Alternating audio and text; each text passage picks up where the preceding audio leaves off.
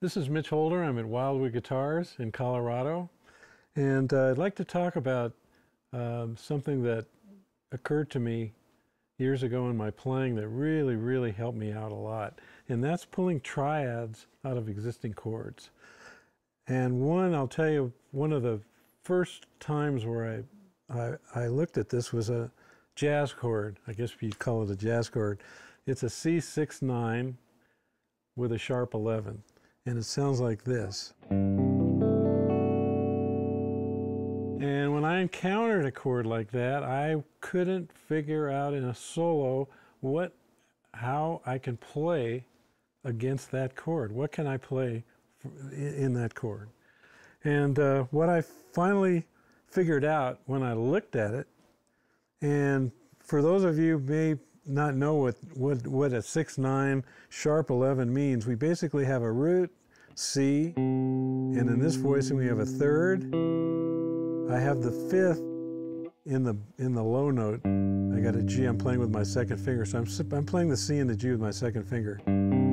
So there's my E. Then I have a sixth, which is A. I have a ninth over it. That's the 6-9.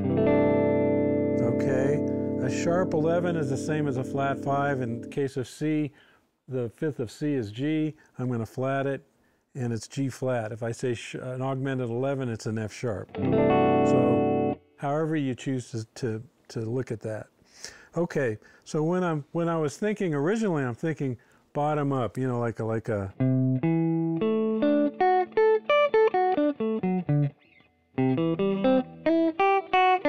I couldn't figure out what the heck to do with it because I'm always thinking root to third to fifth to fourth to sixth to 9. See, I'm already getting confused.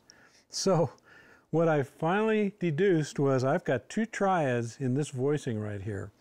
In the bottom, I have a basic C triad, C, E, G, root third, fifth. In the top, I have a D triad, D, F sharp, and A.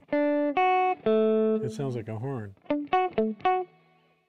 Okay, so the way I looked at it was that the bottom triad is the basic chord, it's a C chord. Okay, well, we know it's a C chord.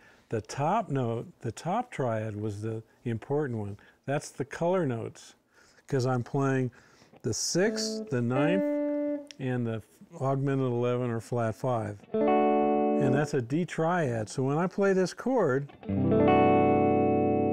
you get that sound in your head, and I just play around D.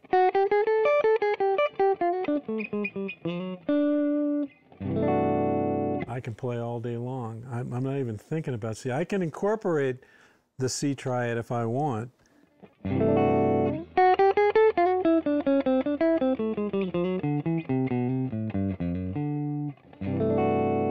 But if I just think of it in terms of one triad at a time, and now for instance, if we do the C triad underneath. Now the C triad, get the sound in your head.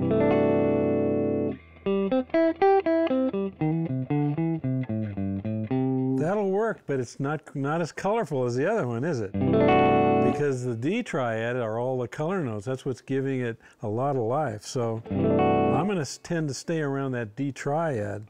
You can play bluesy.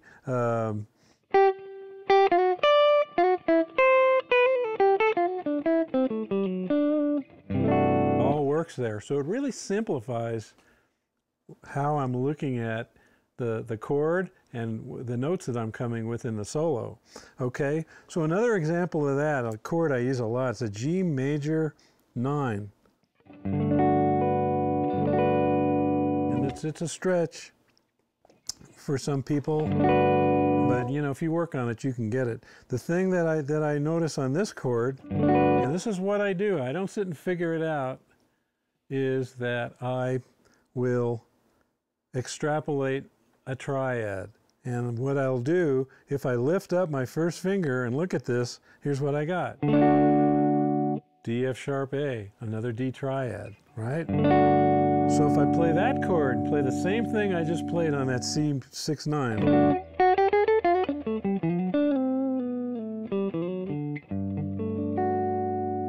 play all day long. I don't have to think about root, third, fifth, and it'll take your ear to other places. So consequently, chords of this sound. Here's another one. This is a D chord over C with a C bass.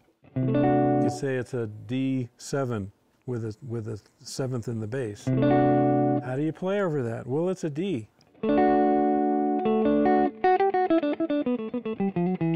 And then you can throw the seventh in there.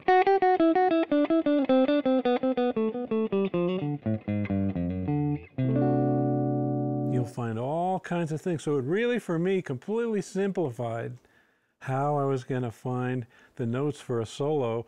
And the whole thing is, I finally, after a lot of years, quit thinking. I've had some of the people that I worked with. There was one in doing commercials, and this engineer knew me cold. He knew when I was thinking. He'd say to me, Mitch, quit thinking. And then, you know, we'd do one more pass and I'd be out of there. You know, bless his heart, I'm glad he told me that. The less thinking you do and the more, and I'm considering myself you react to what you hear. And go with your ears. Your ears are tuned in 24/7. Your ear's not thinking. It's not making any analyzations. It's just hearing what's there and react to what you're hearing. And that's the whole key to music. So appreciate your attention, and I'll see you soon. Mitch Holder signing off.